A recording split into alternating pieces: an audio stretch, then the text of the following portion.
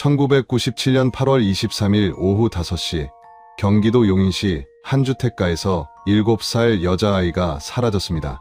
막내딸이 집 앞 골목에서 놀다가 흔적도 없이 증발했다는 부모의 신고였어요. 경찰은 즉시 수색에 나섰고 동네 주민들은 밤새 아이 이름을 불러댔습니다. 하지만 아이는 나타나지 않았어요. 그 집은 용인에서도 소문난 다둥이 가정이었습니다. 큰딸, 둘째 딸, 그리고 막내딸까지 세 자매를 키우는 평범한 가족이었죠. 아버지는 작은 철물점을 운영했고 어머니는 집에서 아이들을 돌봤어요. 이웃들은 그 집을 다복한 가정이라고 불렀습니다. 실종 사흘째 부모는 눈물로 범벅이 된 얼굴로 기자회견장에 섰어요. 우리 아이를 돌려주세요라고 외치는 어머니의 목소리는 온 국민의 가슴을 먹먹하게 만들었습니다. 아버지는 말을 잇지 못하고 고개만 떨구고 있었어요. 그렇게 이 사건은 90년대 대한민국을 떠들썩하게 만든 미제 사건이 됐습니다. 부모는 14년 동안 실종 아동 부모 모임을 이끌었어요. 전국 각지에서 열리는 실종 아동 캠페인에 빠짐없이 참석했고 방송에도 여러 차례 출연했습니다. 사람들은 그들을 끝까지 포기하지 않는 부모라고 칭송했어요. 후원금도 꾸준히 들어왔습니다. 착한 시민들이 보내준 성금은 실종 아동 찾기 활동비로 쓰인다고 했어요. 부모는 감사 인사를 빼먹지 않았고 매년 후원자들에게 편지를 보냈습니다. 그런데 이상한 점이 하나 있었어요. 딸이 사라진 뒤 오히려 그 집 형편이 나아진 것처럼 보였다는 거예요. 철물점은 여전히 작았지만 새 차가 생겼고 아이들 옷차림도 전보다 좋아졌습니다. 하지만 누구도 이를 의심하지 않았어요. 그저 착한 사람들이 도와주나 보다라고 생각했죠. 14년이 흘렀습니다. 2011년 여름 기록적인 폭우가 용인을 덮쳤어요. 사흘 동안 내린 비는 오래된 집들의 기반을 흔들어 놨습니다. 그 집도 예외는 아니었어요. 거실 마루가 움푹 꺼져 내렸고 수해 피해 지역의 공무원들이 안전점검에 긴급 투입되었습니다. 보수 기사가 마루를 뜯어냈을 때 그 아래에서 뭔가 나왔어요. 작은 뼈 조각들이었습니다. 기사는 즉시 작업을 멈추고 경찰에 신고했어요. 출동한 경찰은 거실 바닥을 전부 드러냈고 그곳에서 아동 크기의 유골을 발견했습니다. 그리고 그 옆에는 낡은 캠코더 하나가 함께 묻혀 있었어요. 14년 동안 전국을 누비며 딸을 찾았다던 부모. 그들의 거실 바닥 아래에서 아이가 나온 겁니다. 경찰은 즉시 부모를 소환했어요. 하지만 두 사람은 전혀 모르는 일이라고 잡아댔습니다. 우리도 충격받았다며 눈물까지 흘렸어요. 유골이 누구 것인지, 왜 거기 있는지 자신들도 알 수 없다고 했습니다. 그런데 문제는 그 캠코더였어요. 14년 동안 마루 밑에 묻혀있던 그 기계 속에는 뭔가 기록되어 있었습니다. 1997년 당시로서는 꽤 비싼 물건이었던 캠코더였어요. 보통 가정에서 쉽게 살 수 없는 사치품이었죠. 경찰은 캠코더를 디지털 복원 전문 기관에 의뢰했습니다. 14년이라는 시간, 습기와 부식으로 망가진 메모리를 살려낼 수 있을지는 미지수였어요. 하지만 시도는 해봐야 했습니다. 그리고 그 안에 담긴 내용이 밝혀졌을 때 대한민국은 경악했습니다. 14년 동안 온 국민을 속인 완벽한 거짓말이 무너지기 시작했어요. 오늘의 이야기 시작 전에 잠깐만요. 구독과 좋아요를 눌러주시면 이야기를 들려드리는데 아주 큰 힘이 됩니다. 그리고 어느 지역에서 이 사연을 듣고 계시는지 댓글에 꼭 남겨주세요. 한 분 한 분 반갑게 인사드릴게요. 1997년 8월 23일 실종 신고가 접수된 직후 용인경찰서는 즉각 수사팀을 꾸렸습니다. 당시 팀장을 맡은 최경위는 베테랑이었어요. 그는 신고 내용을 듣자마자 골든타임은 48시간이라며 팀원들을 재촉했습니다. 아동 실종 사건에서 이틀은 생사를 가르는 시간이었으니까요. 경찰은 가장 먼저 집 안팎을 샅샅이 뒤졌어요. 거실, 안방, 아이들 방, 부엌, 화장실, 심지어 다락방까지 모두 열어봤습니다. 하지만 아무것도 나오지 않았어요. 집 뒤편 텃밭도 파헤쳐봤지만 마찬가지였습니다. 아버지는 수사관들 앞에서 계속 눈물을 흘렸어요. 애가 골목에서 놀고 있었는데 잠깐 한눈판 사이에 사라졌다고 했습니다. 어머니는 말을 잇지 못하고 쓰러질 듯 비틀거렸어요. 최경위는 부모의 진술을 꼼꼼히 수첩에 적었습니다. 오후 4시 반쯤 막내가 밖에 나가 놀겠다고 했어요. 언니들은 학원 간 뒤였고요. 저는 부엌에서 저녁 준비를 하고 있었습니다. 어머니의 말이었어요. 아버지는 당시 가게에 있었다고 했습니다. 5시쯤 집에 왔는데 아내가 울면서 아이가 없어졌다고 하더라고요. 동네를 미친 듯이 뛰어다녔지만 찾을 수 없었습니다. 진술은 매끄러웠어요. 구멍이 보이지 않았습니다. 경찰은 동네 주민 23명을 상대로 탐문 수사를 시작했어요. 당시엔 지금처럼 CCTV가 없었으니 목격자 진술이 전부였습니다. 그날 오후에 애 본 사람 없습니까? 이상한 사람이나 차량 목격한 분 계십니까? 수사관들은 골목골목을 돌며 주민들에게 물었어요. 하지만 대답은 비슷했습니다. 글쎄요, 못 봤는데요. 그날은 집에 있었는데 밖에 무슨 일이 있었는지 몰랐어요. 단 한 명, 옆집에 사는 72살 박 할머니만 기억을 더듬었습니다. 오후 4시쯤 그때 애가 혼자 공터에서 놀고 있더라고. 고무줄 같은 거 갖고 놀았어. 근데 그게 마지막이었네. 박 할머니의 증언이 막내를 본 마지막 목격담이었어요. 수사팀은 집 주변 반경 2km를 전부 수색했습니다. 빈집, 공터, 야산, 개울가까지 뒤졌어요. 경찰견까지 동원했지만 아무 흔적도 찾을 수 없었습니다. 최경위는 고개를 저었어요. 유괴 가능성이 높습니다. 당시만 해도 아동 유괴 사건이 심심치 않게 터지던 시절이었어요. 몸값을 노리거나 인신매매 목적으로 아이를 납치하는 범죄가 종종 있었습니다. 경찰은 부모에게 혹시 협박 전화나 쪽지를 받은 적 있느냐고 물었어요. 하지만 아무것도 없었습니다. 유괴범이라면 보통 사흘 안에 연락을 해오는데 일주일이 지나도 소식이 없었어요. 수사는 점점 미궁에 빠졌습니다. 실종 열흘째 경찰은 전국에 수배령을 내렸어요. 아이의 얼굴이 담긴 전단지가 역, 터미널, 시장 곳곳에 붙었습니다. 부모는 직접 전단지를 들고 거리로 나갔어요. 우리 딸 좀 찾아주세요. 제발 정보라도 주세요. 사람들은 안쓰러운 눈으로 전단지를 받아들었습니다. 누군가는 어머니의 손을 꼭 잡아주기도 했어요. 그런데 이상하게도 그 어떤 제보도 들어오지 않았습니다. 보통 이런 사건이 터지면 어디서 비슷한 애를 봤다는 식의 허위 제보라도 쏟아지는데 이번엔 그마저 없었어요. 마치 아이가 공기 중으로 증발해버린 것 같았습니다. 최경위는 다시 부모를 불렀습니다. 혹시 최근에 아이와 다툰 적 있습니까? 집에 이상한 점은 없었습니까? 가족 중에 의심 가는 사람은요? 아버지는 고개를 저었어요. 없습니다. 우리 가족은 화목했어요. 막내를 미워할 사람은 아무도 없습니다. 어머니도 마찬가지였습니다. 애들끼리 싸운 적도 없어요. 언니들은 동생을 예뻐했고요. 경찰은 큰딸과 둘째 딸도 조사했어요. 당시 12살이던 큰딸은 동생이 보고 싶다며 울었고 10살이던 둘째는 빨리 돌아왔으면 좋겠다고 말했습니다. 아이들 진술에도 모순은 없었어요. 수사팀은 과학 수사도 시도했습니다. 집안 곳곳에서 지문을 채취했어요. 하지만 97년 당시 기술로는 한계가 분명했습니다. 지문 데이터베이스도 지금처럼 방대하지 않았고 분석 장비도 열악했어요. 혈흔 검사도 했지만 아무것도 나오지 않았습니다. 집 안은 깨끗했어요. 의심스러운 얼룩 하나 없었습니다. 최경위는 팀원들을 모아놓고 말했어요. 이건 외부 소행이 확실합니다. 집 안에서 사건이 일어났다면 흔적이 남았을 겁니다. 모두가 고개를 끄덕였어요. 당시로서는 그게 가장 합리적인 결론이었습니다. 실종 한 달째 사건은 전국적인 이슈가 됐어요. 방송국에서 부모를 인터뷰하러 왔고 신문에도 크게 실렸습니다. 다복했던 가정, 막내딸 실종으로 눈물바다라는 제목의 기사가 일면을 장식했어요. 부모는 카메라 앞에서 호소했습니다. 우리 애를 돌려주세요. 제발 부탁드립니다. 어머니는 딸의 사진을 가슴에 안고 울먹였어요. 아버지는 말을 잇지 못하고 고개만 숙였습니다.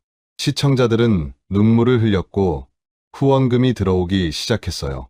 착한 사람들이 보낸 돈이었습니다. 아이를 찾는데 보탬이 되길 바란다는 쪽지와 함께요. 부모는 감사 인사를 빼먹지 않았어요. 이 은혜 잊지 않겠습니다라고 했습니다. 한편 경찰 수사는 계속됐어요. 최경희는 주변 성범죄자 명단을 전부 뒤졌습니다. 당시 용인과 인근 지역에 거주하는 전과자 7명을 불러 조사했어요. 하지만 전원 알리바이가 확실했습니다. 한 명은 사건 당일 서울에서 일하고 있었고 다른 한 명은 병원에 입원 중이었어요. 나머지도 마찬가지였습니다. 수사는 또다시 막혔어요. 최경희는 밤마다 사건 파일을 뒤적였습니다. 뭔가 놓친 게 있을 텐데라고 중얼거리면서요. 하지만 아무리 봐도 실마리가 보이지 않았어요. 그러던 중 작은 단서가 나왔습니다. 실종 2달째 집 건너편에 사는 김 씨가 경찰서를 찾아왔어요. 48살의 목수였습니다. 그날 밤에 이상한 소리를 들었어요. 최경희가 물었습니다. 어떤 소리였습니까? 공구 소리요. 톱질하는 소리랑 망치질하는 소리가 들렸어요. 밤 11시쯤이었을 겁니다. 어디서 들렸습니까? 김 씨는 주저하다가 말했어요. 그 집 쪽에서요. 실종된 애 집이요. 최경희의 눈빛이 날카로워졌습니다. 확실합니까? 예. 저도 목수라 소리에 민감해요. 분명 톱하고 망치 소리였습니다. 이 증언은 중요했어요. 만약 사실이라면 부모가 뭔가를 숨기고 있을 가능성이 있었으니까요. 경찰은 즉시 부모를 다시 소환했습니다. 8월 23일 밤 11시쯤 댁에서 공구를 사용한 적 있습니까? 아버지가 대답했어요. 아, 그날 서랍장이 삐걱거려서 고쳤습니다. 망치로 몇 번 두들겼어요. 톱질은요? 안 했습니다. 망치만 썼어요. 최경희는 김 씨의 말과 대조했어요. 김 씨는 분명 톱 소리도 들렸다고 했는데 아버지는 부인했습니다. 다시 한번 여쭙겠습니다. 정말 톱은 안 쓰셨습니까? 아버지는 잠시 생각하더니 말했어요. 아, 맞다. 나무 판자 하나를 잘랐어요. 다락방 선반 만들려고요. 밤 11시에요? 애가 없어져서 정신이 없었습니다. 잠도 안 오고 해서 뭐라도 해야 할 것 같았어요. 어머니도 거들었습니다. 남편이 그날 밤 계속 뒤척이더라고요. 그래서 다락에 올라가서 뭔가 하고 있었어요. 진술은 또 매끄러웠어요. 최경희는 집을 다시 방문해 다락방을 확인했습니다. 정말로 새로 만든 선반이 있었어요. 나무 톱밥도 바닥에 떨어져 있었고요. 이상한 점은 없습니다. 팀원이 보고했어요. 최경희는 고개를 끄덕였지만 마음 한구석이 개운치 않았습니다. 뭔가 석연치 않은 느낌이 들었어요. 하지만 물증이 없었어요. 김 씨의 증언만으로는 부족했습니다. 게다가 아버지의 해명도 일리가 있었어요. 실종 당일 밤 정신적 충격으로 잠을 못 자고 뭔가를 했을 수도 있는 일이었으니까요. 수사팀은 결국 이 단서를 더 이상 파고들지 않았습니다. 실종 6개월째 수사는 완전히 교착 상태에 빠졌어요. 경찰은 할 수 있는 건 다 했습니다. 전국 실종 아동 DB에 등록했고 인터폴에도 협조를 요청했어요. 하지만 아무 소득이 없었습니다. 최경희는 상부에 보고했어요. 더 이상 진전이 없습니다. 미제 사건으로 분류하겠습니다. 1998년 3월 사건은 공식적으로 미제가 됐어요. 파일은 창고로 들어갔고 수사팀은 해체됐습니다. 최경희는 다른 사건으로 옮겨갔어요. 하지만 가끔 그 사건을 떠올렸습니다. 밤에 들렸던 공구 소리가 뭐였을까? 석연치 않은 느낌은 끝까지 남았지만 어쩔 도리가 없었어요. 한편 부모는 계속 딸을 찾아다녔습니다. 전국 실종 아동 부모 모임에 가입했고 매달 정기 모임에 참석했어요. 거기서 만난 다른 부모들과 정보를 나누고 위로를 주고받았습니다. 1999년 부모는 MBC 찾아라 행방불명에 출연했어요. 재현 배우가 막내의 실종 과정을 재현했고 부모는 스튜디오에서 눈물로 호소했습니다. 우리 애가 어디 있는지 아시는 분 계시면 꼭 연락 주세요. 방송 후 제보 전화가 몇 통 왔지만 전부 오보였어요. 2001년 어머니는 실종 아동 찾기 캠페인 강연자로 나섰습니다. 전국 곳곳을 돌며 포기하지 말고 끝까지 찾아야 한다고 외쳤어요. 사람들은 박수를 보냈습니다. 2003년 부모는 용인시로부터 모범 시민상을 받았어요.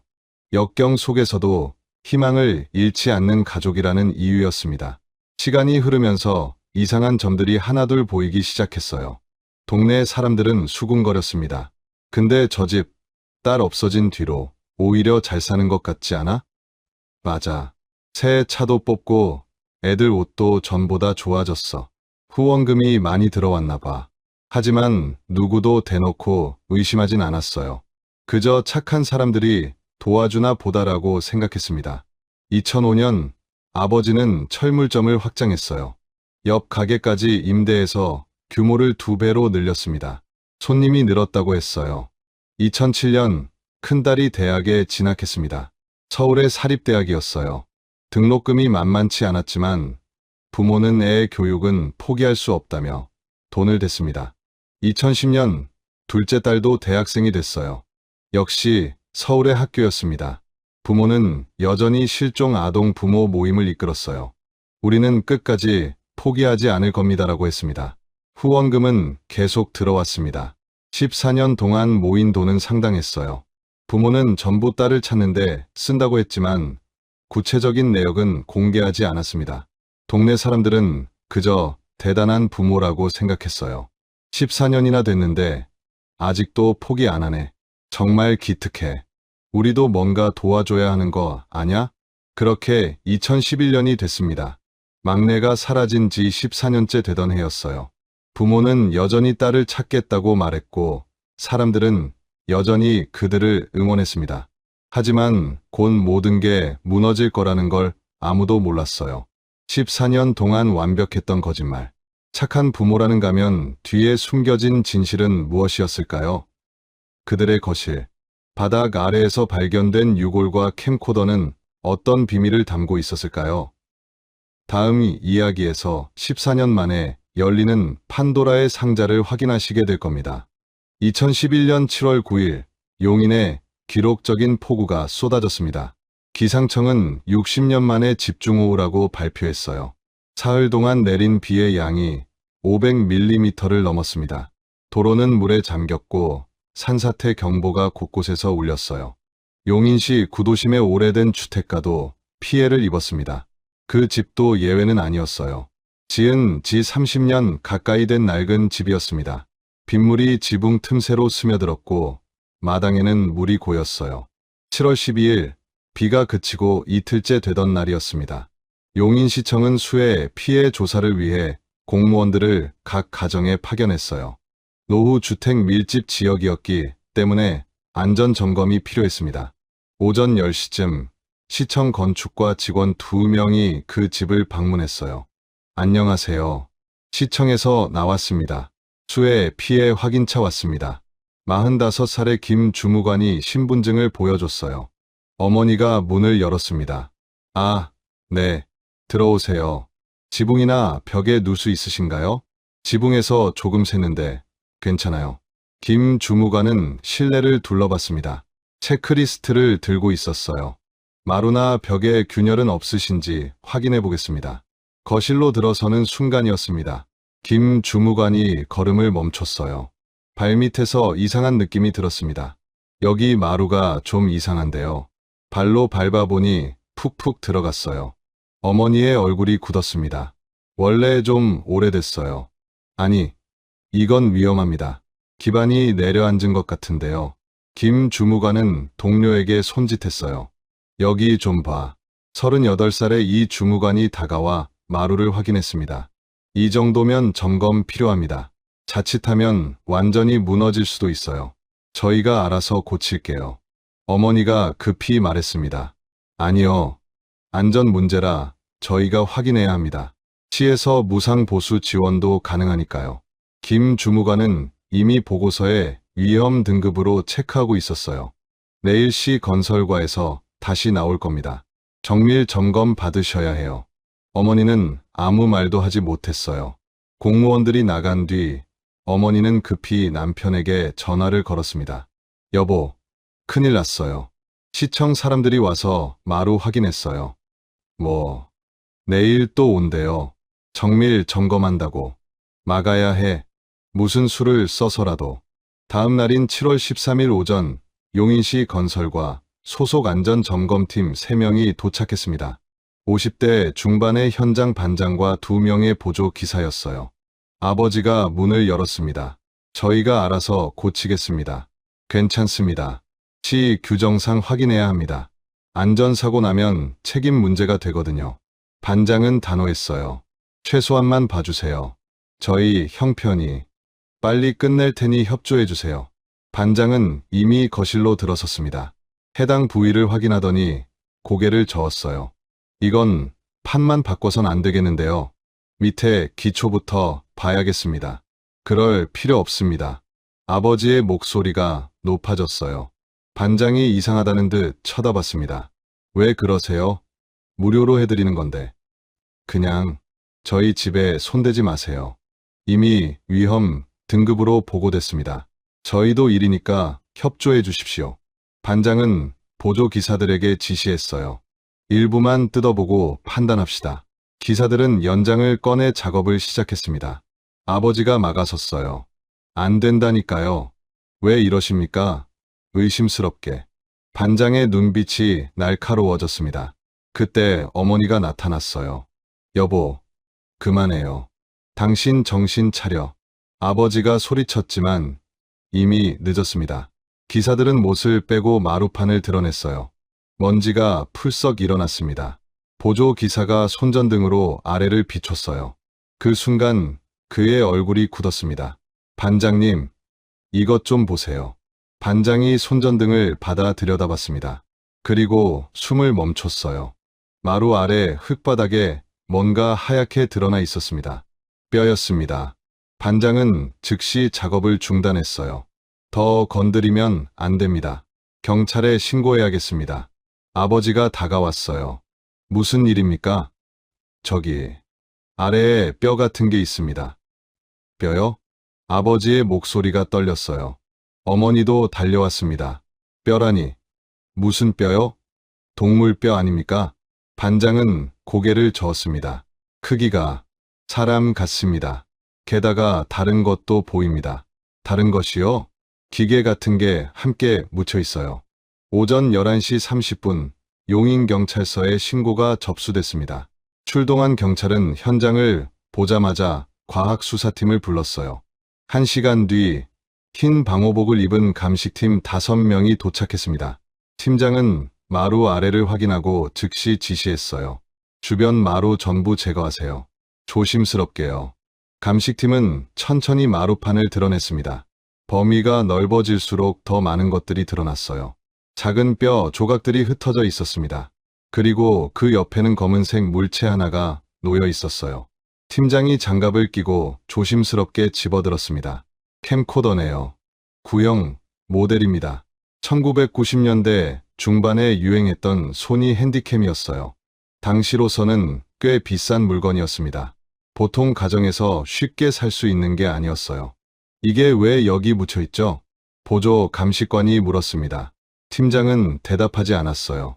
대신 유골 쪽을 자세히 살폈습니다. 크기로 봐서 아동입니다. 대략 6살에서 8살 정도로 추정됩니다. 그 말에 현장이 조용해졌어요. 경찰은 즉시 부모를 분리 조사했습니다. 아버지는 거실에, 어머니는 안방에 남았어요.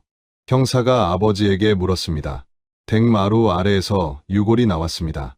이게 뭔지 아십니까? 아버지는 고개를 저었어요. 모릅니다.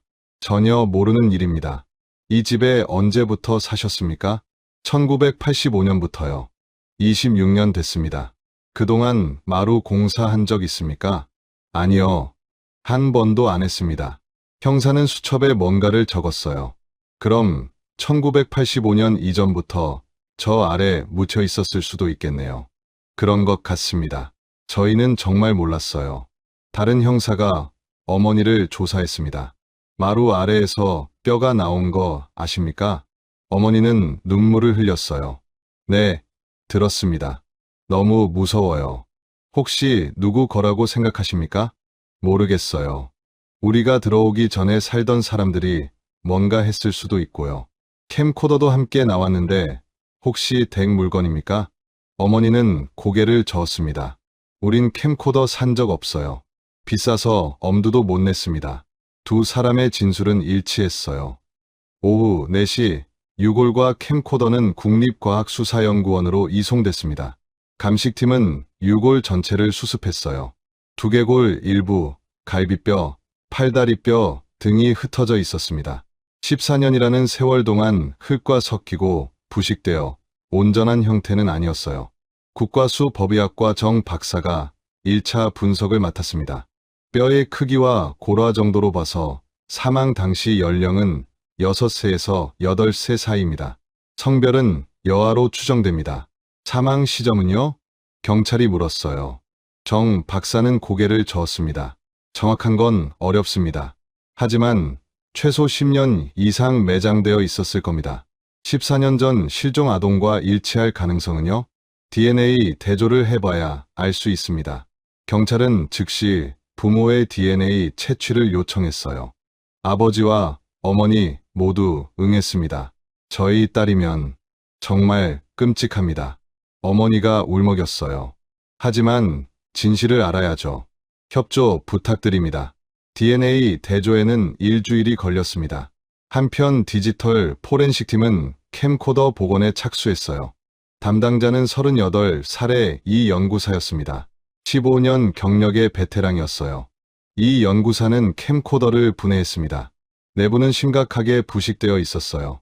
14년 동안 습기에 노출됐으니 당연하죠. 회로 기판은 녹슬었고 배터리는 부풀어 있었습니다.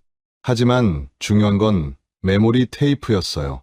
미니 DV 테이프가 카세트 안에 들어 있었습니다. 이 연구사는 조심스럽게 꺼냈어요. 테이프 상태가 생각보다 괜찮네요. 밀폐된 카세트 안에 있었던 덕분에 습기 피해가 덜했습니다. 하지만 곰팡이가 약간 슬어 있었어요. 클리닝 작업부터 해야겠습니다. 이틀 동안 테이프를 정밀 세척했습니다. 특수 용액으로 곰팡이를 제거하고 손상된 부분을 보강했어요. 7월 20일 첫 번째 복원 시도가 있었습니다. 전용 재생 장비에 테이프를 넣었어요. 모니터에 화면이 떴습니다. 하지만 심하게 깨졌어요. 노이즈가 가득하고 화면이 뒤틀렸습니다. 데이터 손상이 심각합니다. 보조 연구원이 말했어요. 이 연구사는 포기하지 않았습니다. 디지털 복원 프로그램을 돌려봅시다. 당시 최신 기술이었던 AI 기반 영상 복원 소프트웨어를 사용했어요. 손상된 프레임을 복구하고 노이즈를 제거하는 프로그램이었습니다. 이틀 밤을 꼬박 세웠습니다. 7월 22일 오후 두 번째 시도였어요. 모니터에 화면이 다시 떴습니다. 이번엔 조금 나아졌어요. 형체를 알아볼 수 있었습니다. 거실이었습니다. 1990년대 스타일의 가구들이 보였어요.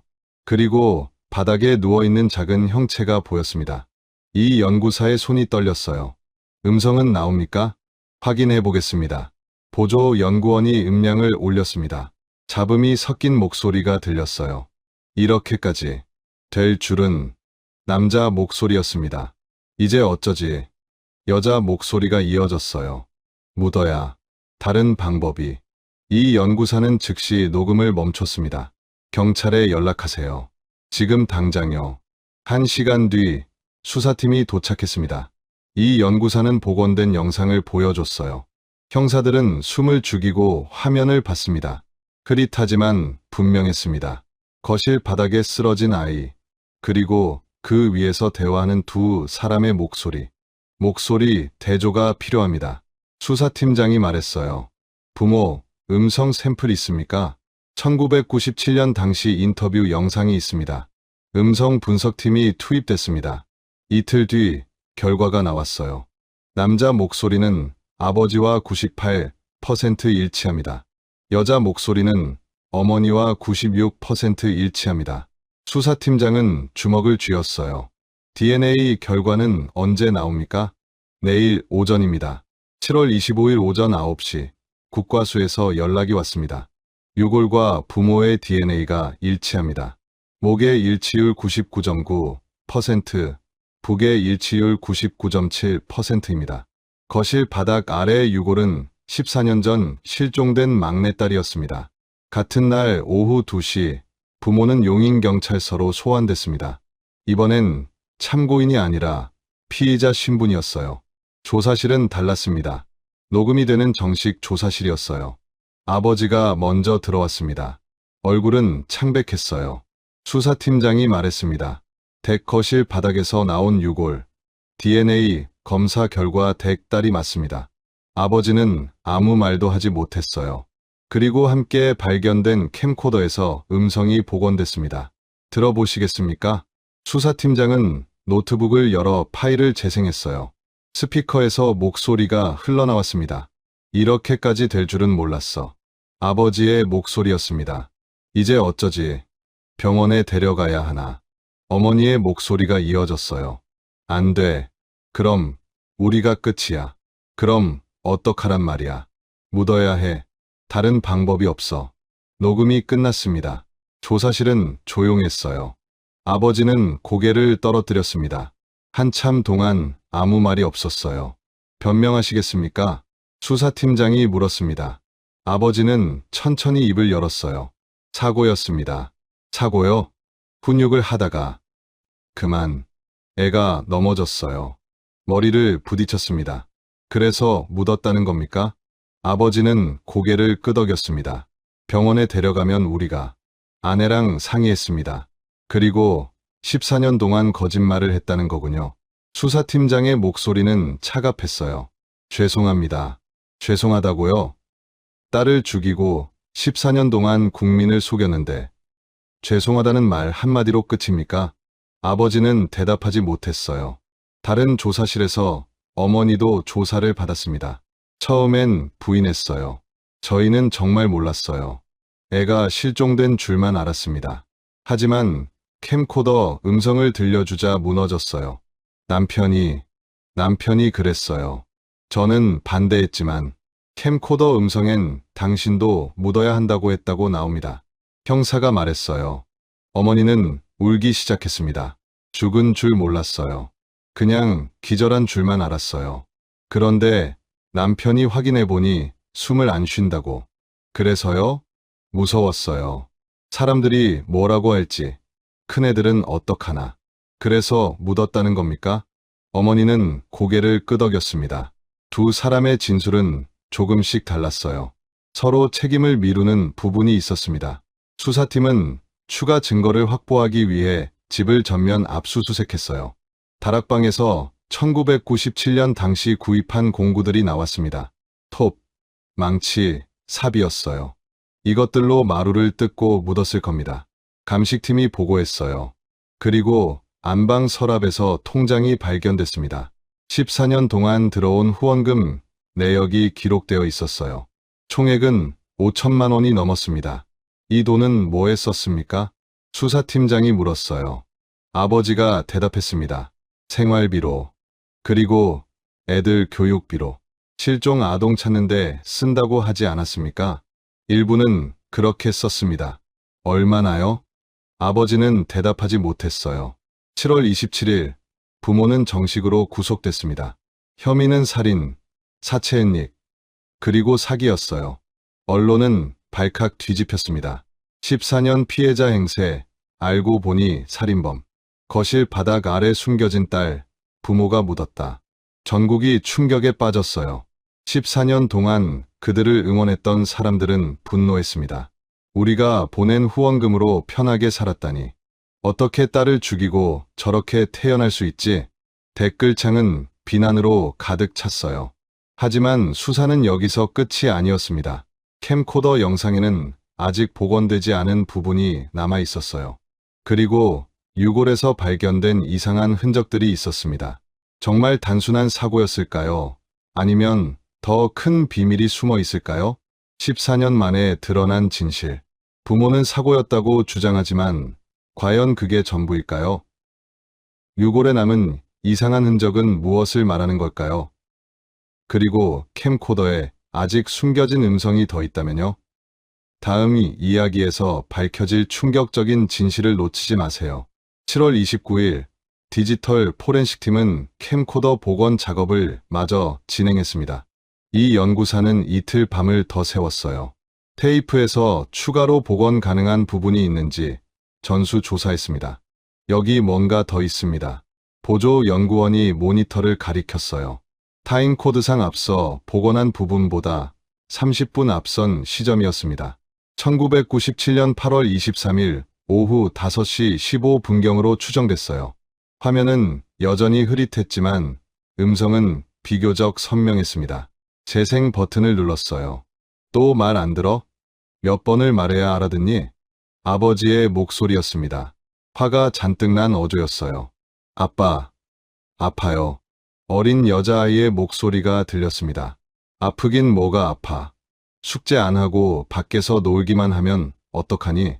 미안해요. 미안하다고 다야? 언니들은 다 공부하는데 너만 맨날 놀아. 쿵 하는 소리가 들렸습니다. 어머, 애가 어머니의 목소리였어요. 괜찮아. 좀 혼내주는 거야. 너무 세게 밀었잖아. 애 머리에서 피나. 뭐, 빨리 확인해봐. 화면이 흔들렸습니다. 캠코더가 바닥에 떨어진 것 같았어요. 그 상태로 녹화가 계속됐습니다. 애 눈 안 떠. 이름 불러도 대답이 없어. 병원 가야 하나? 이러다 우리 둘 다 끝나. 아동학대로 신고당하면 어떡해? 그럼 어떻게 해? 긴 침묵이 흘렀습니다. 일단 지켜보자. 깨어날 수도 있어. 1시간쯤 뒤의 음성이었습니다. 여보, 애가 숨을 안 쉬는 것 같아. 그럴 리가. 맥박도 안 잡혀. 어떻게 이렇게까지 될 줄은 몰랐어. 그 뒤로 이어진 대화는 이미 복원된 부분이었습니다. 시신을 묻기로 결정하는 내용이었어요. 이 연구사는 녹음을 멈추고 경찰에 연락했습니다. 추가 음성 복원됐습니다. 즉시 오셔야겠습니다. 1시간 뒤 수사팀이 도착했어요. 복원된 전체 음성을 들은 수사팀장의 얼굴이 굳었습니다. 이건 사고가 아니야. 네. 폭행 후 방치해서 사망에 이르게 한 거야. 병원에 데려갔으면 살 수도 있었어. 옆에 있던 형사가 말했습니다. 게다가 1시간 동안 지켜만 보고 있었다는 게 더 악질입니다. 6월 정밀 감식 결과는 아직 안 나왔나? 내일 최종 보고서 나온다고 합니다. 다음 날인 7월 30일 국과수정 박사가 최종 감식 보고서를 제출했습니다. 두개골 후두부에서 함몰 흔적이 발견됐습니다. 정 박사는 두개골 사진을 보여줬어요. 뒷머리 부분이 움푹 들어가 있었습니다. 이 정도 손상이면 상당한 충격이 가해진 겁니다. 단순히 넘어진 정도로는 안 생기나요? 수사팀장이 물었어요. 아니요. 타격이 있었을 가능성이 높습니다. 각도를 분석한 결과 위에서 아래로 가해진 힘입니다. 때린 거란 얘기입니까?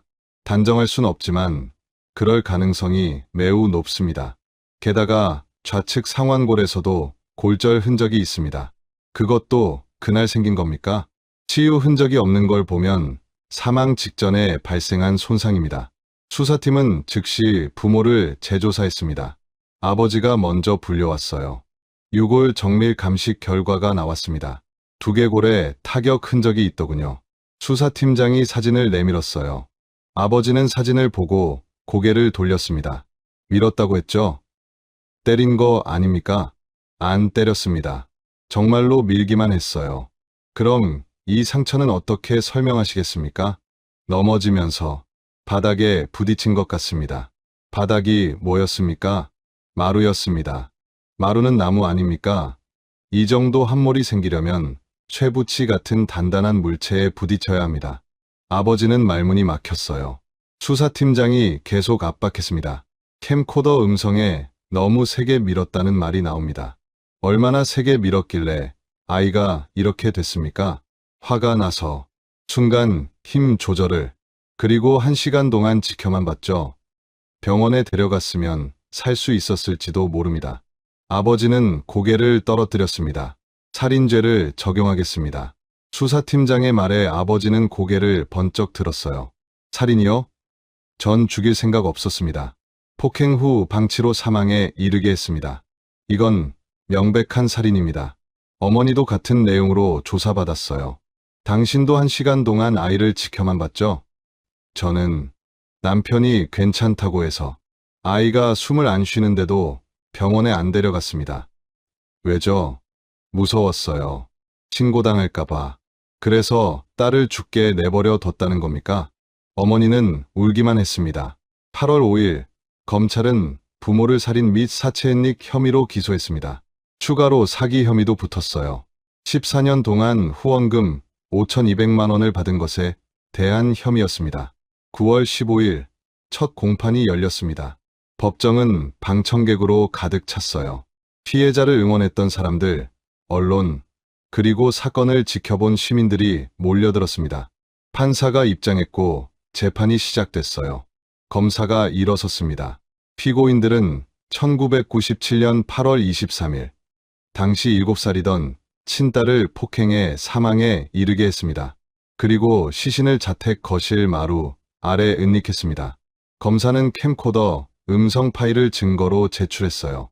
법정에 음성이 울려 퍼졌습니다. 또 말 안 들어? 몇 번을 말해야 알아듣니? 아빠, 아파요.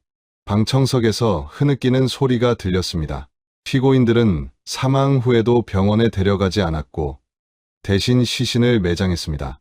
그리고 14년 동안 실종 사건으로 위장하며 후원금을 받아 생활했습니다. 검사는 통장 사본을 내밀었어요. 이것이 그 증거입니다. 총 5,200만 원이 입금됐고 이 중 대부분이 생활비와 자녀 교육비로 사용됐습니다. 판사가 피고인들에게 물었습니다. 사실입니까? 아버지가 일어났어요. 사실이지만 살인은 아니었습니다. 사고였어요. 변호인이 거들었습니다. 피고인은 훈육 중 실수로 딸을 밀었고 이것이 불행한 결과로 이어진 것입니다. 살인의 고의성은 없었습니다. 검사가 반박했습니다. 그렇다면 왜 병원에 데려가지 않았습니까? 1시간 동안 지켜만 본 것은 무엇입니까? 아버지는 대답하지 못했어요. 검사가 계속했습니다. 두개골 감식 결과 상당한 타격이 가해졌습니다. 단순히 밀어서 생길 손상이 아닙니다. 변호인이 다시 나섰어요. 타격은 바닥에 부딪히면서 생긴 것입니다. 피고인이 직접 때린 게 아닙니다. 그럼 왜 시신을 묻었습니까? 사고였다면 신고했어야죠. 당시 피고인은 극도의 공포와 혼란 상태였습니다. 정상적인 판단이 불가능했습니다. 방청석에서 야유가 터졌어요. 조용히 하십시오. 판사가 망치를 두드렸습니다. 두 번째 공판은 9월 29일에 열렸어요. 이번엔 어머니의 변론이었습니다. 어머니 측 변호인이 말했어요. 피고인 어머니는 주도적 역할을 하지 않았습니다. 모든 결정은 남편이 내렸고 그녀는 따랐을 뿐입니다. 검사가 반박했습니다. 캠코더 음성에 묻어야 한다고 말한 사람은 어머니입니다. 변호인이 말했어요. 그것은 남편의 강압에 의한 것이었습니다. 어머니가 증언대에 섰습니다. 남편이 무서웠어요. 그 사람 말을 안 들으면 저도 위험할 것 같았습니다. 검사가 물었습니다. 14년 동안 방송에 나오고 후원금 받을 때도 무서웠습니까? 어머니는 대답하지 못했어요. 당신은 적극적으로 실종 아동 부모 모임을 이끌었습니다. TV에도 여러 번 나왔죠. 그게 강압입니까? 저는 그냥 뭡니까? 죄책감은 없었습니까? 어머니는 울기 시작했어요. 방청석에서 또 야유가 터졌습니다. 세 번째 공판은 10월 13일이었어요. 이날은 부모가 서로를 비난하기 시작했습니다. 아버지 측 변호인이 말했어요. 시신을 묻자고 먼저 제안한 사람은 어머니입니다. 캠코더 음성을 다시 들어보시죠. 음성이 재생됐습니다. 묻어야 해. 다른 방법이 없어. 어머니의 목소리였어요. 보십시오. 주도한 사람은 어머니입니다. 어머니 측 변호인이 반발했습니다. 그 전에 폭행한 사람은 아버지입니다. 애초에 아이를 죽게 만든 건 아버지예요. 법정이 술렁였습니다. 판사가 다시 망치를 두드렸어요. 조용히 하십시오. 피고인들 할 말 있습니까? 아버지가 일어났습니다.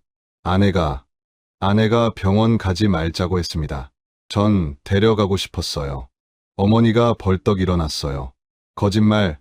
당신이 아동학대로 잡혀간다고 무서워했잖아. 당신도 마찬가지였어. 큰애들 어떡하냐고 울어댔잖아. 당신이 먼저. 당신이. 판사가 크게 망치를 내리쳤습니다. 정숙, 다음 발언 시 퇴정 조치하겠습니다. 법정은 조용해졌지만 분위기는 최악이었어요. 10월 20일 결정적 증거가 제출됐습니다. 국과수에서 추가 감식 결과를 보내온 겁니다. 정 박사가 증인으로 출석했어요. 두개골, 함몰 부위를 3D 스캔 분석했습니다. 그 결과 충격을 가한 물체의 형태를 특정할 수 있었습니다.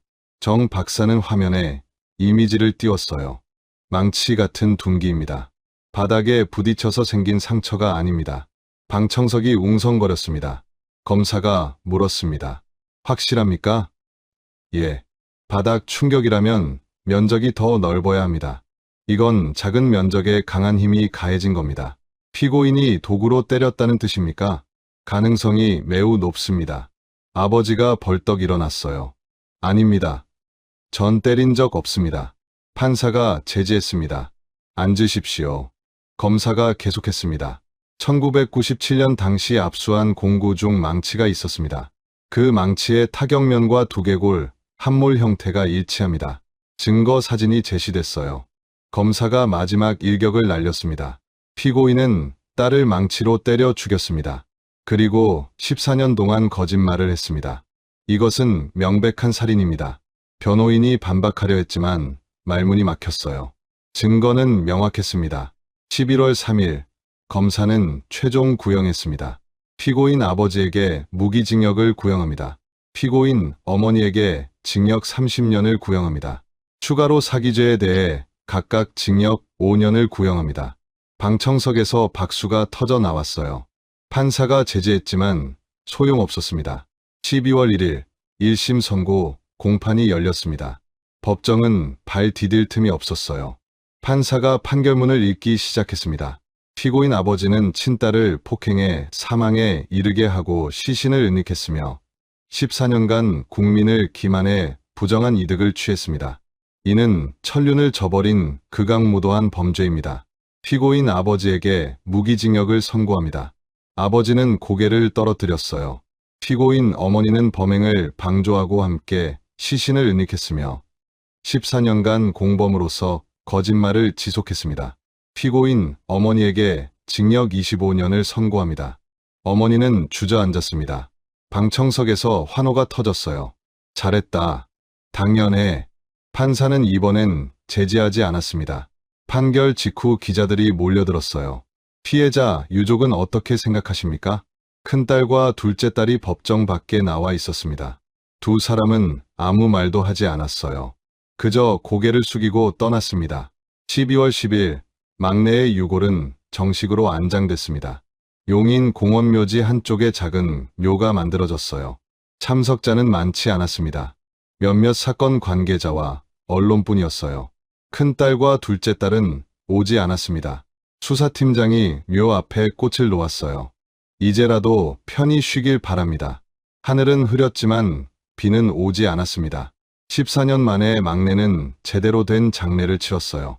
그해 말 여론조사가 있었습니다. 이번 사건을 어떻게 보십니까? 응답자 93%가 판결이 적절하다고 답했어요. 부모를 믿을 수 없게 만든 사건. 천륜도 없는 인간들. 댓글은 분노로 가득했습니다. 하지만 일부는 다른 이야기를 했어요. 큰딸이랑 둘째 딸은 어떡하나. 얘들도 피해자야. 평생 부모가 살인자라는 꼬리표를 달고 살겠네. 두 딸은 이후 행방을 감췄습니다. SNS도 폐쇄하고 연락을 끊었어요. 2012년 1월 부모는 항소했습니다. 하지만 2심에서도 형량은 유지됐어요. 대법원까지 갔지만 결과는 같았습니다. 2013년 5월 최종 확정 판결이 내려졌습니다. 아버지 무기징역, 어머니 징역 25년. 두 사람은 각각 다른 교도소로 수감됐어요. 그 후로 10년이 넘게 흘렀습니다. 아버지는 여전히 복역 중이고 어머니는 2038년에 출소 예정입니다. 두 사람은 한 번도 서로를 만나지 못했어요. 면회도 거의 없었습니다. 큰딸과 둘째 딸은 단 한 번도 오지 않았어요. 막내의 묘는 매년 누군가 찾아와 꽃을 놓습니다. 이름 없는 시민들이었어요.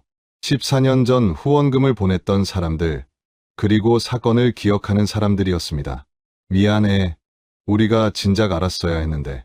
묘비 앞에는 작은 쪽지들이 놓여 있었어요. 가장 가까운 사람이 가장 큰 적이 될 수 있다는 걸 이 사건은 보여줬습니다. 그리고 시간은 모든 거짓을 드러낸다는 것도요. 1997년 여름, 7살 아이가 사라졌습니다.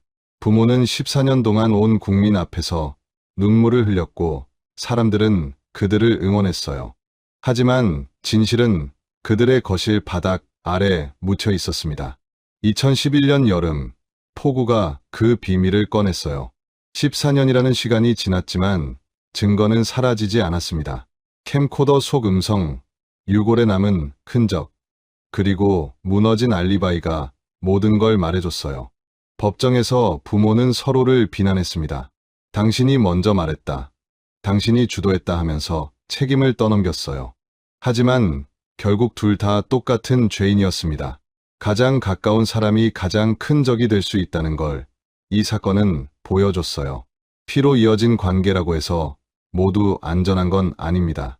때로는 가장 가까운 곳에서 가장 큰 배신이 일어나기도 하죠. 14년 동안 완벽하게 숨겨진 거짓말이었어요. 하지만 시간은 모든 진실을 드러냅니다. 아무리 깊이 묻어도, 아무리 오래 숨겨도 결국엔 밝혀지게 되어 있습니다. 이 사건을 지켜본 사람들은 말했어요. 어떻게 저럴 수 있지? 친딸인데 어떻게? 하지만 정작 무서운 건 따로 있습니다. 그들이 14년 동안 평범한 얼굴로 살아왔다는 거예요. 아무도 의심하지 않았습니다. 오히려 칭송받았어요. 모범, 시민상까지 받았던 그들이었습니다. 겉으로 보이는 모습이 전부가 아니라는 걸 이 사건은 일깨워줍니다. 지금도 어딘가에선 비슷한 일이 일어나고 있을지 모릅니다. 누군가는 완벽한 가면을 쓰고 살아가고 있을 거예요. 웃는 얼굴 뒤에 어떤 비밀이 숨어 있는지 아무도 모릅니다. 하지만 기억하세요. 시간은 거짓말을 용서하지 않습니다. 언젠가는 드러나게 되어 있어요. 하루가 될 수도 14년이 될 수도 있지만 결국엔 진실이 밝혀집니다. 이 사건의 큰딸과 둘째 딸은 지금 어디선가 살고 있을 거예요. 평생 살인자의 자식이라는 꼬리표를 달고 살아가야 하는 그들도 피해자입니다. 죄 없는 아이들이 부모의 범죄 때문에 고통받는 거죠. 가족이라는 이름이 때론 독이 됩니다. 혈육이라는 이유로 참아야 하고, 가족이라는 이유로 숨겨야 하고, 부모라는 이름으로 모든 걸 덮어야 한다고 생각하는 사람들이 있어요. 하지만 그건 잘못입니다. 가족이라도 잘못은 잘못입니다. 부모라도 범죄는 범죄예요. 이 사건을 보며 한 번쯤 생각해보면 좋겠습니다. 내 주변 사람들은 안전한가? 혹시 누군가 도움을 필요로 하진 않는가? 보이지 않는 곳에서 고통받는 사람은 없는가? 작은 관심이 누군가를 살릴 수 있습니다. 1997년 그날, 만약 누군가 이상한 점을 눈치챘다면 어땠을까요? 밤에 들렸던 공구 소리를 좀 더 파고들었다면, 부모의 행동에서 이상한 점을 발견했다면 결과는 달랐을 거예요. 하지만 아무도 몰랐습니다. 아니, 어쩌면 알면서도 모른 척했을 수도 있어요. 남의 집 일에 왜 관심을 가지냐며 외면했을지도 모릅니다. 그 외면이 때론 누군가의 생명을 앗아갈 수 있다는 걸 기억해야 합니다. 지금 이 이야기를 듣고 계신 여러분, 여러분의 가정은 안전하신가요? 주변에 힘들어하는 사람은 없나요? 혹시 도움이 필요한 분이 계시다면 주저하지 말고 손을 내밀어 주세요. 그 작은 용기가 누군가의 인생을 바꿀 수 있습니다. 이 사건은 끝났지만 교훈은 남았습니다. 시간은 모든 것을 드러낸다는 것, 거짓은 영원할 수 없다는 것, 그리고 진실은 반드시 밝혀진다는 것. 14년 만에 드러난 진실이 우리에게 남긴 메시지입니다. 오늘 이야기 어떠셨나요? 여러분이 어느 지역에서 이 사연을 듣고 계신지 댓글로 꼭 남겨주세요. 서울에서 들으시는 분, 부산에서 들으시는 분, 제주도에서 들으시는 분 모두 반갑습니다. 한 분 한 분 댓글 읽으며 인사드릴게요. 그리고 이런 이야기가 도움이 되셨다면 구독 버튼 꼭 눌러주세요. 좋아요도 큰 힘이 됩니다. 알림 설정까지 해두시면 새로운 이야기가 올라올 때마다 바로 만나보실 수 있어요. 여러분의 하루하루가 평안하고 안전하길 바랍니다. 다음에 또 뵙겠습니다. 감사합니다. 2003년 5월 12일 오전 10시 서울 평창동 재건축 현장에서 중장비가 멈춰 섰습니다. 굴착기 버킷이 지하 1m 50cm 지점을 파내던 순간이었죠. 시멘트 조각 사이로 하얀 뼈 조각이 드러났습니다. 현장 책임자는 즉시 작업을 중단했어요. 여기 뭔가 있습니다. 그의 외침에 인부들이 달려왔습니다. 경찰이 출동했고 유골 감식반이 투입됐어요. 그들이 조심스럽게 흙을 걷어내자 온전한 형태의 유골이 모습을 드러냈습니다. 두개골에는 둔기로 맞은 듯한 골절 흔적이 선명했죠. 의류 일부가 흙 속에 뒤엉켜 있었어요. 그 옷감의 상태로 볼 때 이 사람은 최소 10년 이상 이곳에 묻혀 있었던 겁니다. 이거 오래됐어요. 최소 10년은 넘었을 겁니다. 감식반원의 말에 현장이 술렁였습니다. 경찰은 즉시 이 저택의 이력을 추적했어요. 그리고 놀라운 사실을 발견했죠. 14년 전인 1989년 이 집에 살던 28살 청년이 실종 신고됐었다는 겁니다. 당시 경찰은 석 달간 수사했지만 아무런 단서도 찾지 못했어요. 성인 가출 사건으로 결론 내려진 채 미제로 남았던 사건이었죠. 14년 만에 땅 속에서 발견된 유골, DNA 대조가 시작됐습니다. 사흘 후 결과가 나왔어요. 일치했습니다. 14년간 아들을 기다렸던 어머니는 경찰서에서 그 소식을 듣고 주저앉았습니다. 우리 아들이 14년 동안 거기 있었다니. 그녀의 목소리는 떨렸어요. 그런데 이 사건에는 더 충격적인 진실이 숨어 있었습니다. 1989년 그 청년은 왜 사라졌을까요? 그의 이름은 김민우였습니다. 서울대학교 법과대학을 수석으로 졸업한 수재였죠. 그리고 그의 사법고시에 응시했어요. 실종 당시 그는 최종 합격 발표를 단 사흘 앞두고 있었습니다. 주변 사람들 모두가 그의 합격을 확신했어요. 대학 교수들은 민우는 당연히 붙을 거야라고 말했죠. 같이 공부하던 친구들도 쟤는 확정이야라고 했습니다. 법조인의 꿈을 눈앞에 둔 청년이 왜 갑자기 사라졌을까요? 1989년 당시 경찰은 이렇게 판단했습니다. 사법고시 부담감을 이기지 못하고 스스로 떠난 거라고요. 실제로 그런 사례가 없지 않았으니까요. 시험 직전 극심한 스트레스로 잠적하는 수험생들이 있었죠. 가족들도 그렇게 믿었어요. 아니, 믿고 싶었던 겁니다. 우리 민우가 곧 돌아올 거야. 마음 추스르면 돌아올 거라고. 아버지는 그렇게 말하며 매일 아들을 기다렸습니다. 하지만 민우는 돌아오지 않았어요. 1년이 지나고 5년이 지나고 10년이 지났습니다. 2002년 아버지가 세상을 떠났어요. 아들을 끝내 보지 못한 채였죠. 그리고 그 다음 해인 2003년 재건축 중장비가 땅을 파헤쳤을 때 비로소 진실이 드러났습니다. 민우는 떠난 게 아니었어요. 그는 매일 밟고 지나다니던 그 집 지하실, 시멘트 바닥 아래 1m 50cm 깊이에 묻혀 있었던 겁니다. 14년 동안요. 재건축이 아니었다면, 중장비가 그 땅을 파지 않았다면 그는 영원히 발견되지 않았을지도 몰라요. 그럼 누가 그를 그곳에 묻었을까요? 1989년 당시 그 집에는 4명이 살고 있었습니다. 부모님, 그리고 2 아들. 실종된 차남 민우와 그의 형 민수였죠. 형 민수는 고려대학교 경영학과를 졸업하고 부동산 중개업을 하고 있었어요. 당시 32살이었습니다. 동생보다 4살 많았죠. 경찰이 가장 먼저 주목한 사람은 바로 이 형이었습니다. 왜냐하면 1989년 실종 당시 마지막으로 민우를 봤다고 진술한 사람이 바로 형이었거든요. 동생이 10월 31일 아침에 나가는 걸 봤어요. 어디 가냐고 물었더니 혼자 있고 싶다고 하더라고요. 형은 당시 그렇게 진술했었습니다. 2003년 5월 경찰은 형을 다시 소환했어요. 14년 만에 재소환이었죠. 형은 담담한 표정으로 경찰서에 나타났습니다. 형님, 동생 시신이 댁 지하실에서 나왔습니다. 형의 얼굴이 굳었어요. 뭐라고요? 1989년 동생이 실종됐을 때 어디 계셨습니까? 집에 있었어요.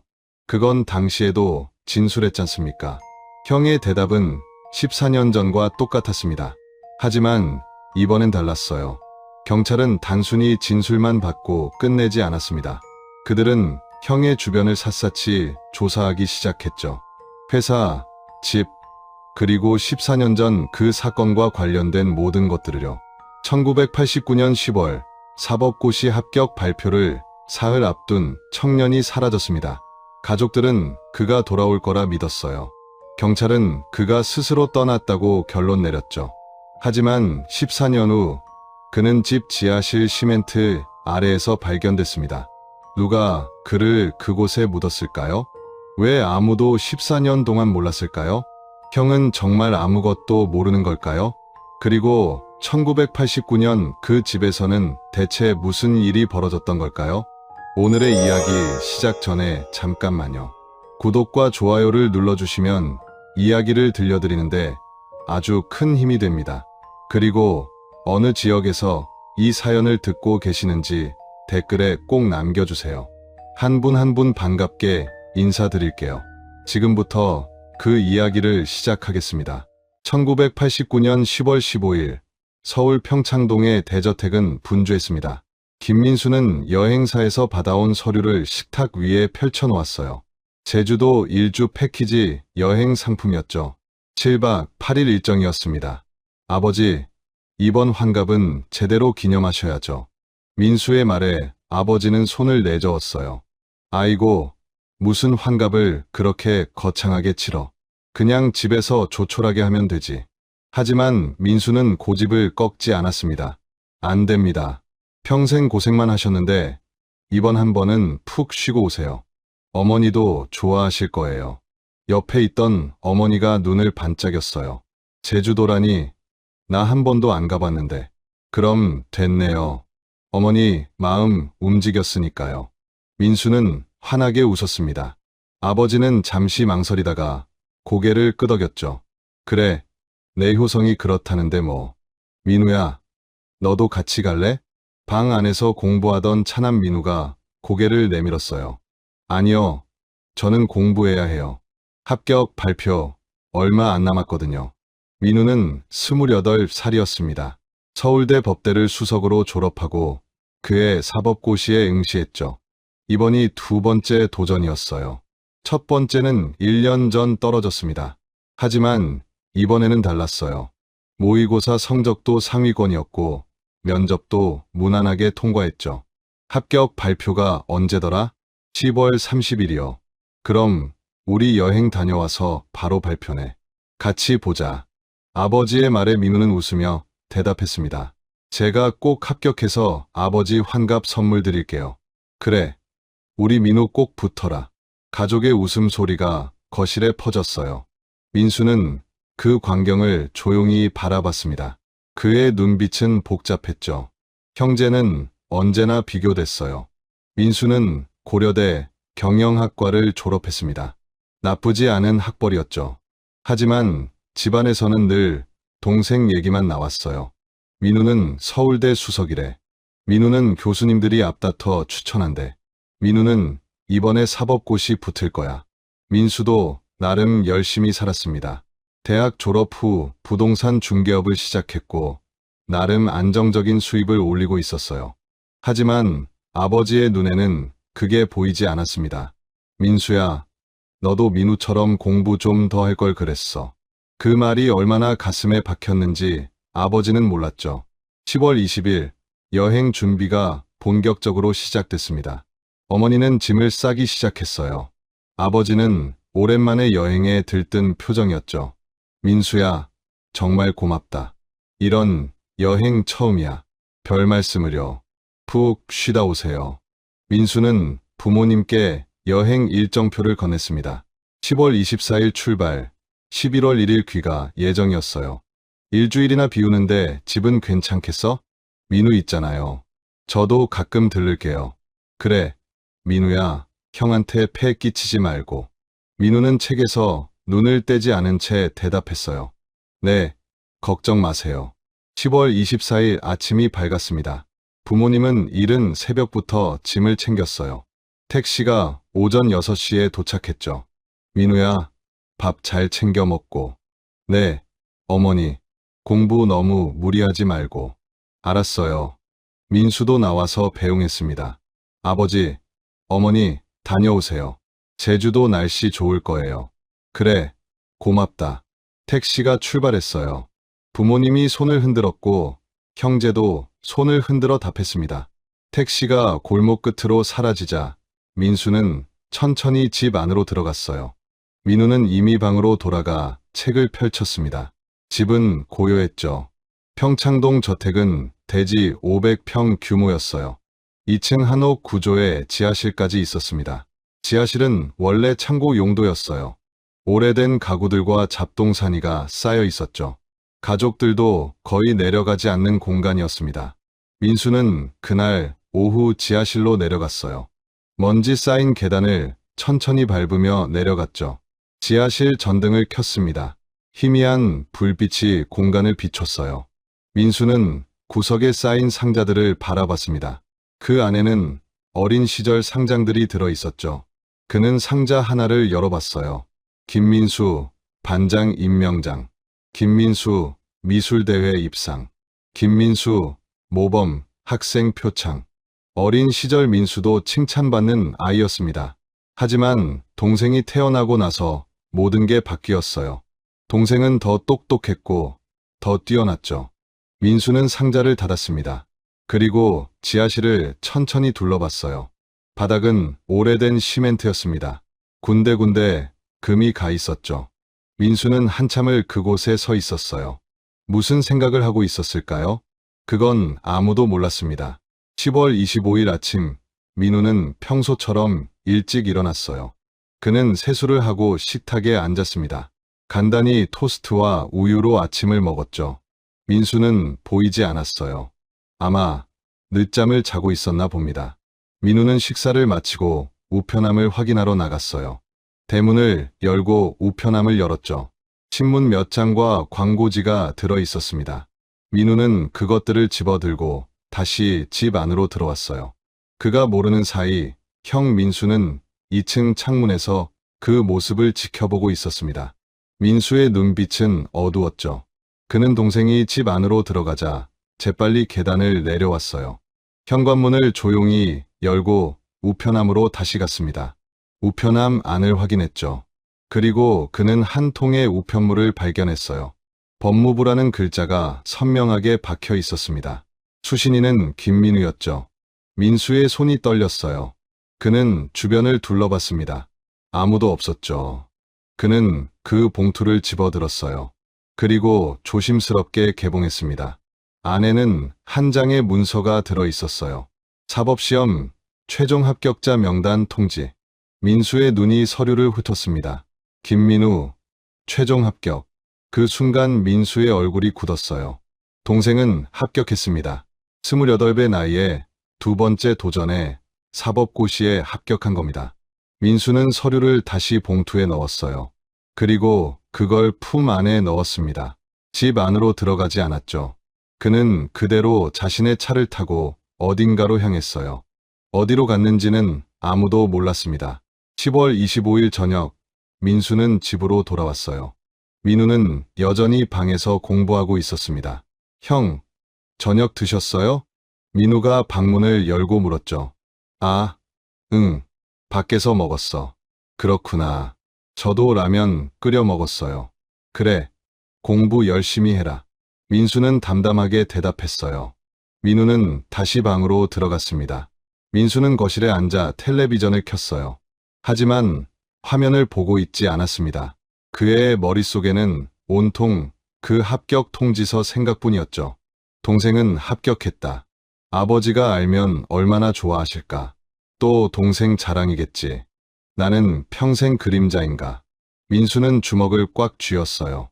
10월 26일 부모님이 여행을 떠난 지 사흘째 되는 날이었습니다. 집은 조용했어요. 민우는 아침 일찍 일어나 공부를 시작했습니다. 합격 발표가 나흘 앞으로 다가왔지만 그는 여전히 긴장하고 있었죠. 혹시 떨어지면 어쩌지? 모의고사는 잘 봤는데, 면접도 괜찮았는데, 그는 불안했어요. 민수는 그날 회사에 나가지 않았습니다. 오늘은 집에서 쉬어야겠어. 그는 민우에게 그렇게 말했죠. 형도 가끔은 쉬셔야죠. 그래, 너도 너무 무리하지 말고. 형제는 각자의 공간에서 하루를 보냈어요. 저녁 무렵, 민수가 민우 방문을 두드렸습니다. 민우야, 저녁 뭐 먹을래? 아무거나요. 저는 상관없어요. 그럼 내가 짜장면 시킬게. 네, 좋아요. 민수는 중국집에 전화를 걸었어요. 짜장면 2그릇을 주문했죠. 30분 후 배달이 왔습니다. 형제는 식탁에 마주 앉아 식사를 했어요. 민우야, 발표 언제래? 10월 30일이요. 긴장되지? 엄청 떨려요. 잠도 잘 안 와요. 민우는 솔직하게 말했습니다. 민수는 동생을 바라봤어요. 넌 이미 붙었어. 근데 그걸 모르고 있지. 모르는 게 나을까? 아는 게 나을까? 민수는 속으로만 생각했죠. 형은 제가 붙을 것 같아요? 민우가 물었어요. 민수는 잠시 망설였습니다. 당연히 붙겠지. 내 실력이면. 그랬으면 좋겠어요. 민우는 면을 후루룩 먹었어요. 식사가 끝나고 민우는 설거지를 했습니다. 민수는 거실 소파에 앉아 있었죠. 형, 저 공부 더 할게요. 그래, 들어가. 민우는 방으로 들어갔어요. 민수는 홀로 거실에 남았습니다. 시계를 봤죠. 저녁 8시였어요. 그는 천천히 일어나 지하실로 향했습니다. 계단을 내려가 전등을 켰어요. 지하실은 여전히 어둡고 습했습니다. 민수는 구석에 쌓인 공구 상자를 열었어요. 안에는 오래된 연장들이 들어 있었죠. 그는 한참을 그것들을 바라봤습니다. 무슨 생각을 하고 있었을까요? 밤 11시 민우는 공부를 마치고 잠자리에 들었어요. 형, 저 먼저 잘게요. 그래, 잘 자. 민수는 대답했습니다. 민우의 방에 불이 꺼졌어요. 민수는 거실에 혼자 앉아 있었습니다. 시계 초침 소리만 들렸죠. 똑딱, 똑딱, 똑딱. 시간이 흘렀어요. 자정이 지났습니다. 민수는 여전히 거실에 있었어요. 그는 무언가를 결심한 듯한 표정이었죠. 10월 27일 새벽이 밝아오고 있었습니다. 11월 1일 오후 5시 부모님이 제주도에서 돌아왔습니다. 택시가 대문 앞에 섰어요. 아이고, 집이 제일 좋네. 아버지가 짐을 들고 내렸습니다. 여보, 정말 좋았어. 민수한테 고맙다고 해야겠어. 어머니도 환한 표정이었죠. 대문을 열고 들어왔어요. 민수야, 민우야, 우리 왔다. 어머니가 큰 소리로 불렀습니다. 민수가 거실에서 나왔어요. 어머니, 아버지, 잘 다녀오셨어요? 그래, 정말 좋았다. 고맙다, 아들아. 민우는 어디 있니? 어머니가 주변을 둘러봤습니다. 민수는 잠시 침묵했어요. 민우요? 어제 나갔어요. 어디 갔는데? 혼자 있고 싶다고 하더라고요. 스트레스 풀러 간다고. 아버지가 미간을 찌푸렸어요. 발표가 코앞인데 어딜 간 거야? 저도 말렸는데 안 듣더라고요. 민수는 담담하게 대답했습니다. 언제 나갔어? 어제 아침이요. 짐도 안 챙기고 그냥 나갔어요. 어머니가 불안한 표정을 지었어요. 아마 혼자 시간 보내고 싶은가 봐요. 아이고, 이 녀석이. 부모님은 걱정스러운 표정으로 서로를 바라봤죠. 하지만 크게 우려하지는 않았어요. 성인이고 가끔 그럴 수도 있다고 생각했습니다. 오늘 밤에는 돌아오겠지. 그럴 거예요. 민수는 조용히 대답했어요. 하지만 그날 밤 민우는 돌아오지 않았습니다. 11월 2일 아침이 됐어요. 어머니는 이제 진짜 걱정하기 시작했습니다. 민수야, 민우 친구들한테 가봐. 혹시 거기 있는지. 어제 학교 스터디 모임에 전화해봤는데 모른대요. 그럼 자주 가던 독서실이라도 가봐야지. 민수는 고개를 끄덕였어요. 제가 다녀올게요. 민수는 밖으로 나갔습니다. 1시간 후 돌아왔죠. 없었어요. 독서실 주인도 며칠째 안 봤대요. 어머니가 심각한 표정이 됐어요. 경찰에 신고해야겠다. 어머니가 결국 경찰서에 전화를 걸었습니다. 실종 신고하려고요. 우리 아들이 이틀째 집에 안 들어와요. 경찰이 출동했어요. 2명의 경찰관이 평창동 저택을 방문했습니다. 실종자가 언제부터 안 보이셨나요? 10월 31일 아침부터요. 어머니가 대답했어요. 나이가 어떻게 되시죠? 28이요. 성인이시네요. 평소 가출한 적은요? 없어요. 한 번도요. 경찰은 민우의 방을 조사했습니다. 책상 위에는 공부하던 책들이 그대로 놓여 있었어요. 옷장도 정리된 상태였죠. 짐을 챙긴 흔적은 없네요. 그러게요. 급하게 나간 것 같아요. 경찰이 민수에게 물었습니다. 형님께서 마지막으로 보셨죠? 네, 10월 31일 아침이었어요. 뭐라고 하시던가요? 혼자 있고 싶다고 했어요. 시험, 스트레스가 심하다고. 사법고시 준비생이었나요?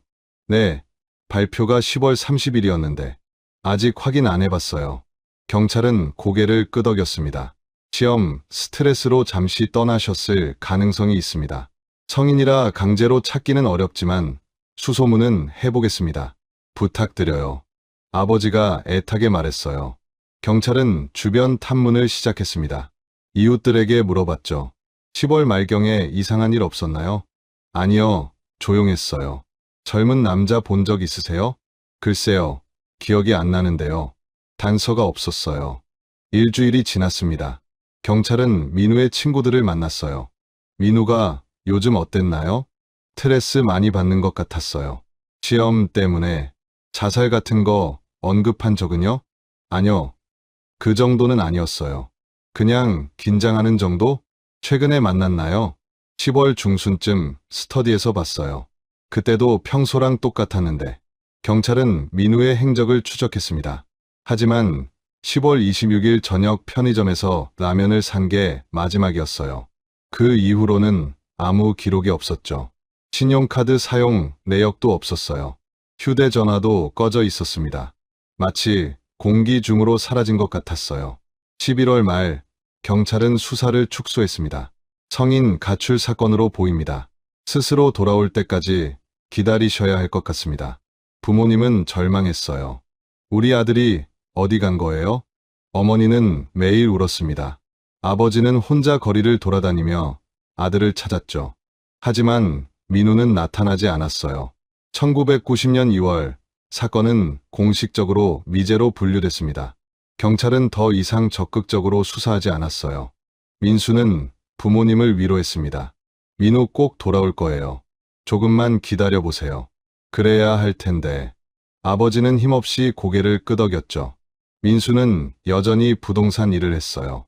평소와 다름없이 생활했습니다. 집 지하실은 여전히 창고로 쓰였어요. 아무도 내려가지 않았죠. 민수만 가끔 내려갔습니다. 오래된 서류 정리하러요. 그는 그렇게 말했어요. 부모님은 의심하지 않았습니다. 세월이 흘렀어요. 1995년 5년이 지났습니다. 민우는 돌아오지 않았어요. 어머니는 우울증에 걸렸습니다. 아버지는 점점 기력을 잃어갔죠. 2000년 10년이 지났습니다. 여전히 민우는 나타나지 않았어요. 부모님은 포기하지 않았습니다. 우리 아들 살아있을 거야. 꼭 돌아올 거야. 그들은 그렇게 믿었어요. 2002년 아버지가 세상을 떠났습니다. 아들을 끝내 보지 못한 채였죠. 장례식장에는 민수와 어머니만 있었어요. 민우가 있었으면 어머니는 울먹였습니다. 민수는 묵묵히 곁을 지켰어요. 그의 표정은 담담했습니다. 2003년 어머니는 혼자 저택을 지킬 수 없었어요. 민수야, 이 집 팔자. 어머니, 너무 크고 관리도 힘들어. 그리고 민우 생각만 나서 견딜 수가 없구나. 민수는 고개를 끄덕였습니다. 알겠어요. 제가 알아볼게요. 그는 부동산 업자들에게 연락했어요. 그리고 재건축 업체를 소개받았죠. 저택을 헐고 아파트를 지으면 좋은 가격 받으실 수 있어요. 그럼 그렇게 하죠. 계약이 진행됐습니다. 2003년 5월 재건축 허가가 났어요. 공사가 시작됐습니다. 중장비가 저택 앞에 들어섰죠. 민수는 그 광경을 멀리서 지켜봤어요. 그의 얼굴은 창백했습니다. 5월 12일 굴착기가 지하실을 파기 시작했어요. 민수는 그날 현장에 없었습니다. 그는 회사에 있었죠. 오전 10시 그의 휴대전화가 울렸어요. 여보세요? 사장님, 큰일 났습니다. 현장 감독의 목소리가 떨렸어요. 왜요? 지하실에서 뭔가 나왔습니다. 민수의 손이 떨렸습니다. 뭐가요? 유골이요. 사람 뼈가 나왔어요. 전화기가 바닥에 떨어졌어요.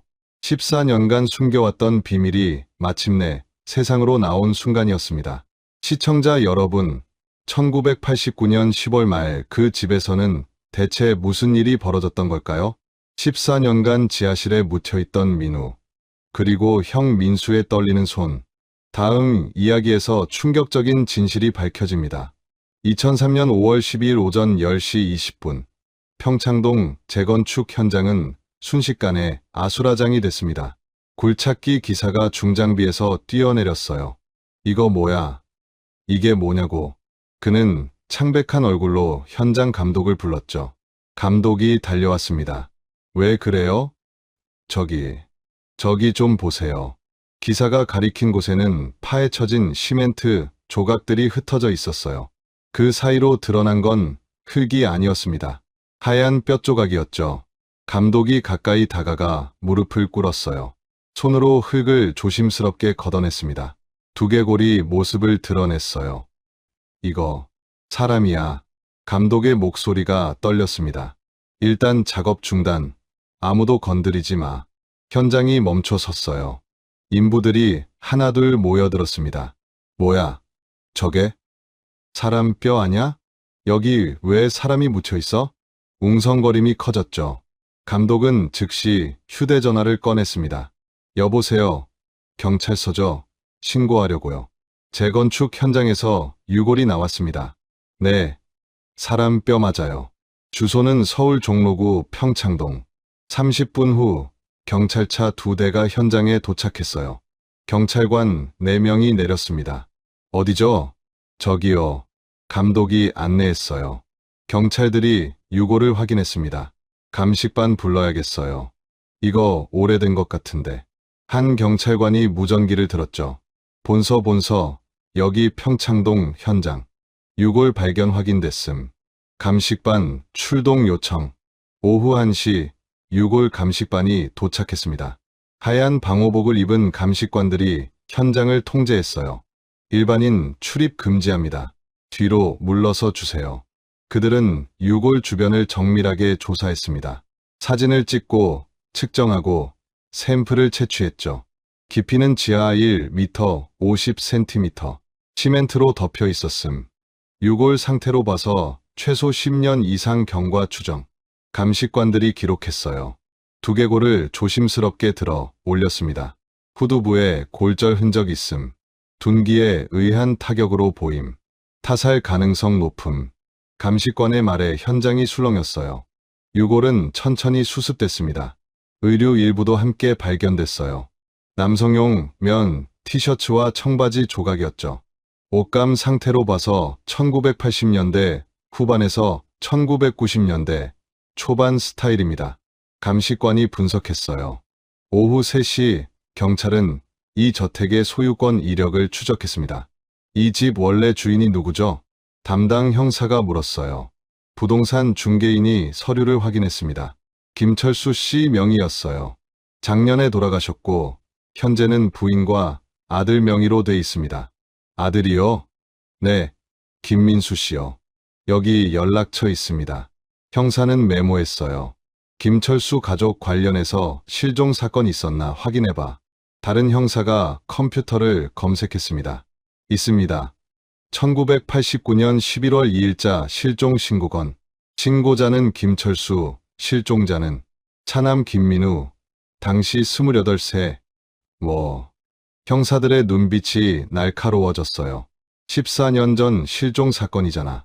유골 연대랑 딱 맞네. 이거 그 실종자일 가능성 높아. 형사들은 즉시 움직였습니다. 실종자 가족 연락처 찾아. 빨리. 오후 5시 경찰은 민우의 어머니에게 연락했어요.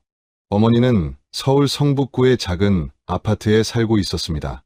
전화벨이 울렸죠. 여보세요? 혹시 김민우 씨 어머니 되십니까? 네, 맞는데요. 무슨 일이세요? 어머니의 목소리가 떨렸어요. 14년 동안 기다려온 전화였을까요? 경찰서입니다. 평창동 재건축 현장에서 유골이 발견됐습니다. 확인이 필요해서 연락드렸습니다. 유골이요? 어머니의 숨소리가 거칠어졌어요. 혹시 댁 아드님과 관련이 있을 수도 있어서요. 지구대로 한번 나오실 수 있으십니까? 지금 가면 되나요? 네, 가능하시면 지금 오시는 게 좋겠습니다.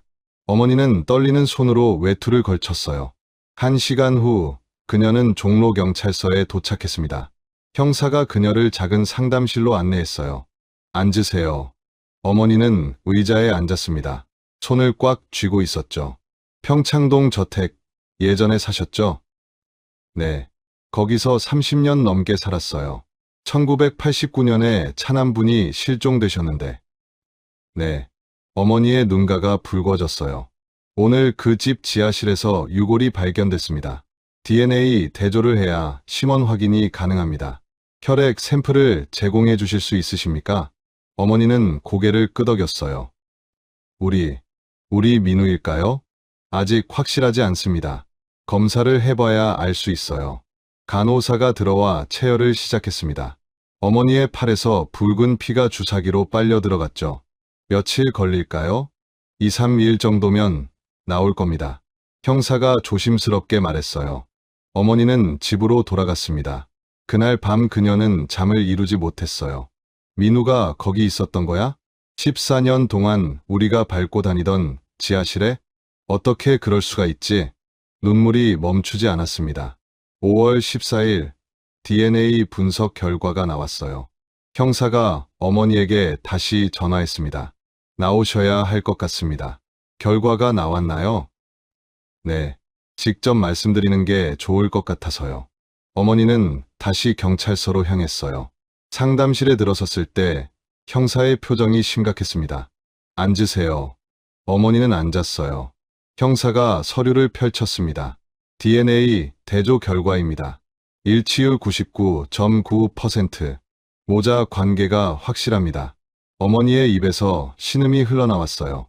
우리 민우가.